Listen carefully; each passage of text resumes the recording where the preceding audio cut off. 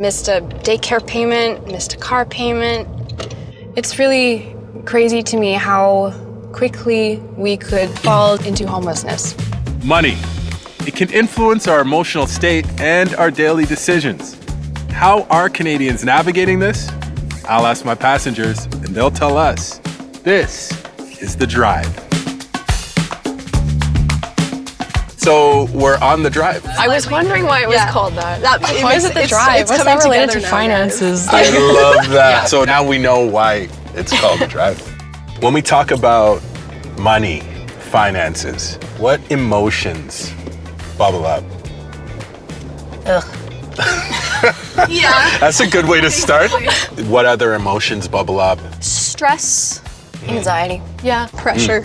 Yeah. Stress, anxiety, pressure. I think I have a complicated relationship with money because I'm a firm believer that money should be a byproduct of doing something that you love. I've had to make some choices in my life of, am I going to prioritize making money right now, or am I going to prioritize doing what I love, because they aren't the same thing. Minimum livable wage was something like $22 an hour. I believe At least for Alberta. I was like, what?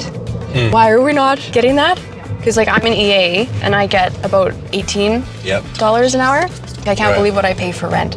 I'm a single mom of 2 kids. Yeah. You know, I need to be able to live in a place that's suitable for them, that has enough space, that isn't a dump. How does that financial stress impact the relationships around us? My boyfriend and I went through a really rough time once because we were both working 40 hours a week, trying really hard to pay our rent. We were working like opposite shifts often. It started to feel like we were more roommates than partners, because when we got home, it was hard enough to even keep up with dishes or laundry, much less foster a healthy relationship. And we almost broke up at that time. Victoria, what about you? I was splitting from my ex, and it just happened to be during COVID. I didn't have any work experience at the time because I had been a stay-at-home mom for 6 years. So That's so tough. And I actually didn't tell anybody because there was a lot of shame involved. I was trying to find work, and it was really hard. I finally decided to go to school, and I did get like a grant for school, and they give you a little bit of money. It's like nothing. Yeah. And you know, being a mom of 2, I actually ran out. And because I was in school, I didn't qualify for any resources. Yeah. Oh my gosh. Yeah. So Yeah, for sure. I missed a daycare payment, missed a car payment. It's really crazy to me how quickly we could fall into homelessness. What are your support systems, Layla? I think my dad is by far my biggest support system, just because he maintained such a lighthearted and optimistic view. Peyton, what comes to mind? Part of the privilege that I feel that I hold is coming from really supportive parents.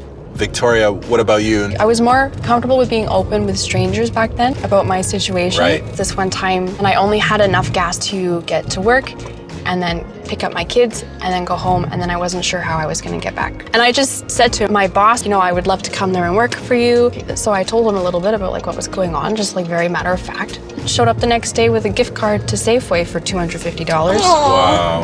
That Look is at so sweet. Yeah, That's a lot of money to just, you know, you don't even know me. Any coping strategies that you're all using? Since my financial issues are specifically to do with not working enough and not bringing enough income in, Yeah. I just do what I can in terms of being like so frugal, like cutting down my expenses. I really don't like buy stuff that isn't necessities. Like, I really do appreciate you guys coming on The Drive, and RBC would love to thank you with a $500 prepaid gift card. Really? Wow! Strangers. There you go. Strangers become friends. You wanna drive with friends. I'm so glad I met you guys all today. Kind of forgot that we were like doing a thing and we weren't just hanging out. I was gonna say cozy.